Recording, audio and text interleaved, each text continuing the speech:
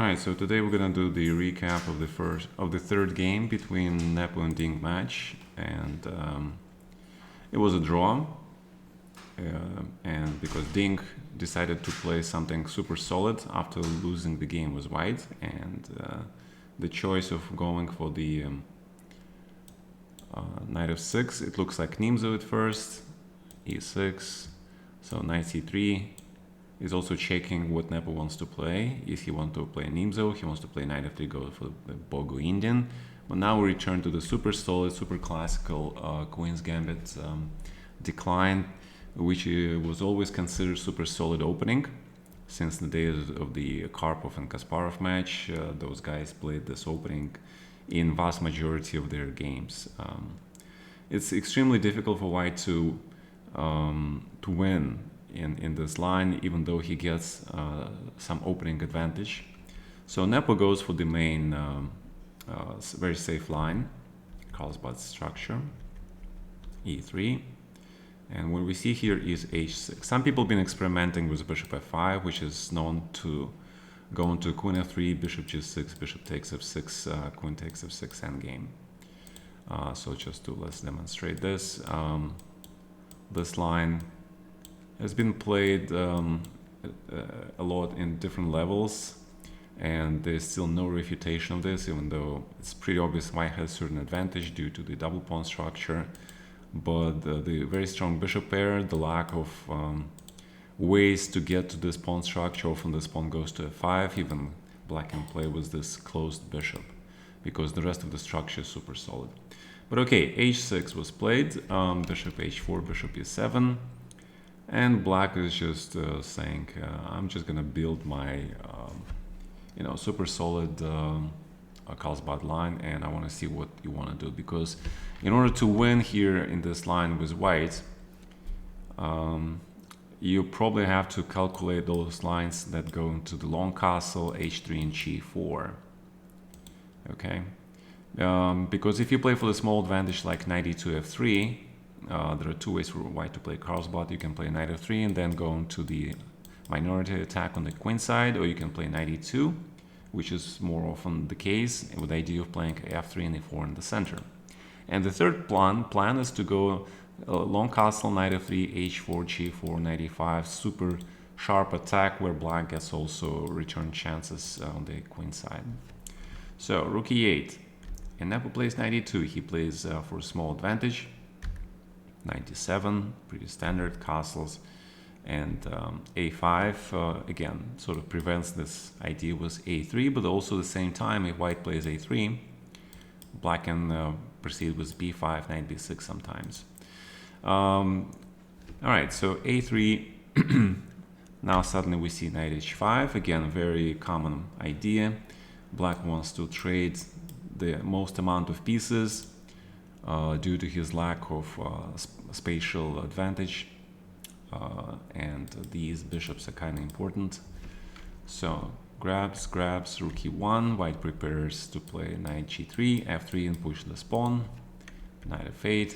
You have to put this knight somewhere to open this bishop. The knight on b6 can fall for queen b3. So knight f8 again is very super solid choice, and also Black's idea is perhaps to play g6, knight g7 and bishop f5, which is a very common idea in this line. If Black managed to trade the bishops, he is completely fine. He is equalized. So knight c1.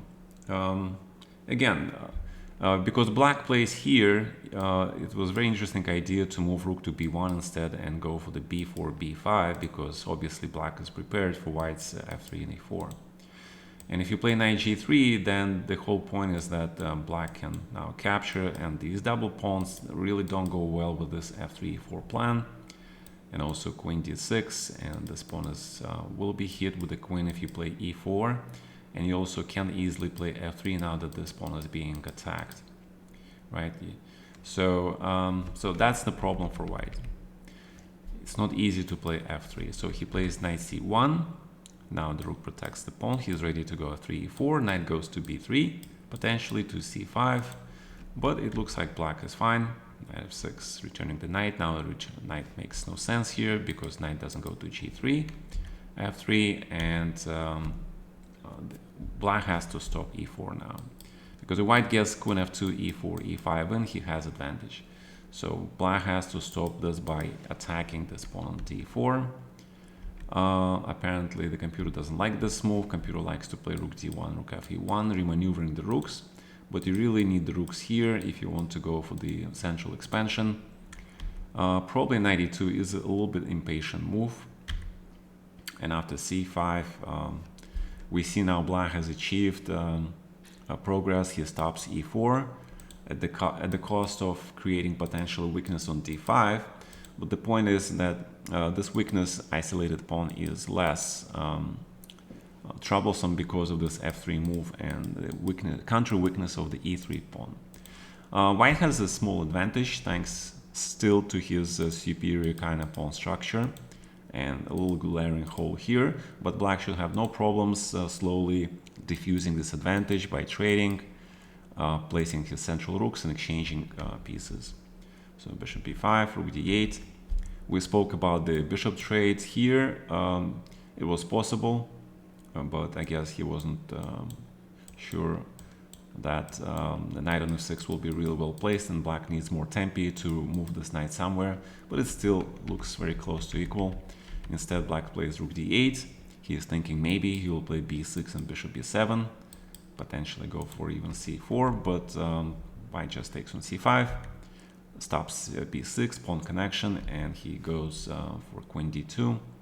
The idea is that if black plays d4, which is also possible, and after the massive trades, white has some sort of rook e7 idea, and trying to connect here, but black is again just fine. Pieces are well placed. Bishop on b5 is really misplaced, and then king comes and hits this rook out.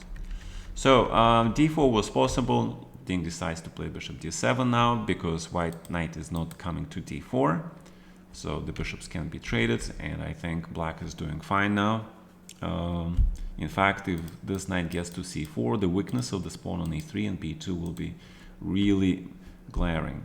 So white has to play pretty accurately to maintain the equality, and that's what he does. Knight b6, rook d1. Finally, the rooks go back to the file where you needed the rook to be to protect the knight. Hit the pawn on d5. Black is centralizing. Knight a4, rook e1. White centralizes as well. And now black probably really needed to take on d4 with the idea of b5 and making sure this knight is a little bit better because he hits these guys. Instead, he plays queen f6, and after knight b5, knight c7, knight d4. The threat is knight c3, so black has to remove this knight on d4, and also prepares to knight c3 by taking on a3 and rook c3. So the players agree on the repetition, and it's a draw game in an equal position.